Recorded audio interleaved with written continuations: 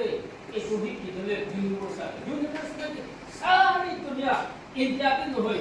আমেরিকাতে নহয় একদম সারি দুনিয়া ईश्वर दुनिया तुम्हारा होना जे इतो सारे दुनिया को ईश्वर का जो विश्वास करी ताहे कितने कैसे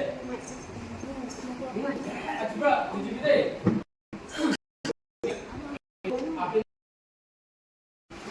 itu tuh church seperti Pentecost